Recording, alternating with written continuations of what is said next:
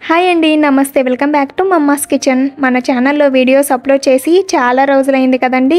మరేం లేదండి, ఇల్లు షిఫ్ట్ అవుతూ వీడియోస్ అప్లోడ్ చేయలేదన్నమాట. కానీ ఇప్పుడు రావడం మీ ముందుకు ఒక మంచి పికిల్ రెసిపీతో వచ్చానండి. పికిల్స్ అంటేనే ఆల్మోస్ట్ అందరికీ ఇష్టం. అందులోనూ ఈరోజు మనం చేసుకోబోయేది చికెన్ పికిల్ అండి. టేస్ట్ అయితే వేరే లెవెల్ అని చెప్పొచ్చు. చికెన్ అంటే పెద్దగా ఇష్టపడని నాకే అంత నచ్చిందంటే ఇక చికెన్ లవర్స్కి అయితే ఇంకెంత నచ్చుద్దో. మరైతే లేట్ చేయకుండా చికెన్ పికిల్ ఎలా తయారు చేసుకోవాలో చూద్దాం పదండి.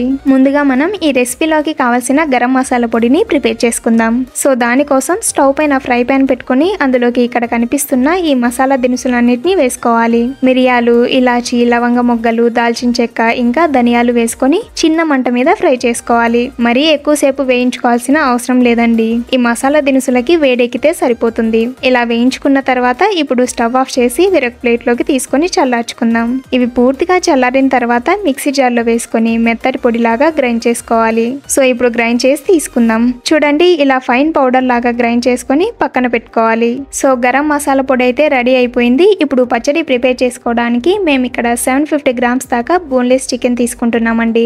బోన్ ఉండే చికెన్ అయినా తీసుకోవచ్చు, బట్ బోన్ కంటే కూడా బోన్లెస్ చికెన్ అయితే బాగుంటుందండి. ఎందుకంటే ఇందులో బోన్ ఉండదు కాబట్టి చూసుకొని తినాల్సిన పని ఉండదు. అదే బోన్ ఉండే చికెన్ తీసుకున్నామంటే అందులోని ఎముకలన్నీ తీసేసి నిదానంగా తినాలి. పచ్చడి ఒకసారి టేస్ట్ చేశాక నిదానంగా తినడం చాలా కష్టం. అంత రుచిగా ఉంటుంది. సో అందుకని మేము ఇక్కడ బోన్లెస్ చికెన్ తీసుకొని ఇలా చిన్న ముక్కలుగా కట్ చేసి వీటిని క్లీన్ చేసుకునేటప్పుడే ఇందులో కొద్దిగా ఉప్పు అలాగే నిమ్మరసం వేసుకొని శుభ్రంగా కడిగి ఇందులోని నీళ్ళన్నీ ఉంచేసి తీసుకున్నాం.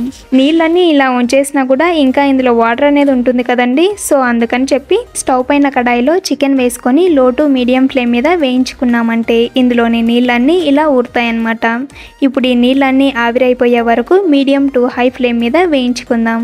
చూడండి, ఎక్కడ వాటర్ అనేది లేకుండా ఇలా ఆవిరైపోయిన తర్వాత ఇప్పుడు స్టవ్ ఆఫ్ చేసి దీన్ని పూర్తిగా చల్లారనిద్దాం. చల్లారిన తర్వాత స్టవ్ పైన ప్యాన్ లో 250 ml దాకా నూనె పోసుకోవాలి. నూనె ఒకసారే వేసుకోవాలనేం లేదండి. మధ్యలో ఎప్పుడైనా నూనె తగ్గిందనిపిస్తే అప్పుడు కూడా వేసుకోవచ్చు. సో నూనె అయితే ఇక్కడ వేడిగా ఉంది. ఇప్పుడు ఇందులో చికెన్ ముక్కల్ని కొద్దిగా వేసుకొని ఫ్రై చేసుకుందాం. వీటిని ఫ్రై చేసుకునేటప్పుడు ఎక్కువసేపు ఫ్రై చేయకూడదేమో అని చెప్పి త్వరగా తీసేయకండి. అలా ఫ్రై చేసుకున్నామంటే పచ్చడి ఎక్కువ రోజులు నిల్వ ఉండదన్నమాట. సో అందుకని ముక్కలు ఎర్రగా వేగే వరకు కలుపుకుంటూ ఫ్రై చేసుకోవాలి. ఇలా వేగిన తర్వాత ఇప్పుడు ఆయిల్ నుండి సపరేట్ చేసి వేరొక ప్లేట్ లోకి తీసుకుందాం. ఇప్పుడు ఈ చికెన్ ముక్కల్ని పక్కన పెట్టేసుకొని ఇదే నూనెలో 1.5 టేబుల్ స్పూన్ దాకా అల్లం వెల్లుల్లి పేస్ట్ని వేసుకోవాలి. ఇందులో అల్లం వెల్లుల్లి పేస్ట్ వేసుకునే ముందు మంటను లో ఫ్లేమ్ లోకి టర్న్ చేసుకొని వేసుకున్నామంటే ఇందులో వేసుకోవాల్సిన మసాలా పొడులన్నీ మాడకుండా ఉంటాయి. ఇది కాస్త పచ్చివాసన పోయే వరకు ఫ్రై చేసుకున్న తర్వాత 1/2 టేబుల్ స్పూన్ దాకా పసుపు, 2 స్పూన్ల కారం పొడి, టేబుల్ స్పూన్ తో అయితే 4 టేబుల్ స్పూన్ల దాకా కారం పొడి వేసుకొని కలుపుకోవాలి. అలాగే 2 టేబుల్ స్పూన్ల దాకా ధనియాల పొడి, అలాగే ముందుగా మనం మిక్సీ పట్టుకున్న గరం మసాలా పొడి ఉంది కదండి. సో అదొచ్చేసి 1 టేబుల్ స్పూన్ దాకా వేసుకుందాం. ఇక ఇదొచ్చేసి మెంతులు అలాగే జీలకర్ర కలిపి డ్రై రోస్ట్ చేసి మెత్తగా మిక్సీ ఆడించుకున్న పొడి అండి. ఆల్రెడీ మా దగ్గర ఉందని చెప్పి ఇక మళ్ళీ చేయలేదన్నమాట. సో అందుకని ఇలా చెప్తున్నాను. ఇదొచ్చేసి 1 టేబుల్ స్పూన్ దాకా వేసుకొని కలుపుకోవాలి. అలాగే 2 టేబుల్ స్పూన్ల దాకా ఉప్పు వేసుకోవాలి. 2 టేబుల్ స్పూన్ల ఉప్పు అయితే కరెక్ట్ గా సరిపోతుందండి. ఇన్ కేస్ మీకు సరిపోదనిపిస్తే ఒకసారి టేస్ట్ చేసి అప్పుడు వేసుకోండి. ఇప్పుడు ఇందులో వేయించుకున్న చికెన్ ముక్కల్ని వేసుకొని మొత్తం అంతా మిక్స్ అయ్యేలా బాగా కలిపి స్టవ్ ఆఫ్ చేసుకోవాలి. ఇలా కలుపుకున్న తర్వాత ఇప్పుడు దీన్ని పక్కన పెట్టేసి కాస్త చల్లారనిద్దాం. చికెన్ ముక్కలు ఇలా చల్లారిన తర్వాత ఇందులో నిమ్మరసం పిండుకోవాలి. చిన్న సైజు నిమ్మకాయలు అయితే 2 తీసుకోండి, అదే పెద్దవైతే 1 తీసుకోండి, సరిపోతుంది. సో నిమ్మరసం వేసుకున్న తర్వాత మళ్ళీ ఒకసారి బాగా కలుపుకుందాం. అంతేనండి, చికెన్ పచ్చడి రెడీ అయిపోయింది.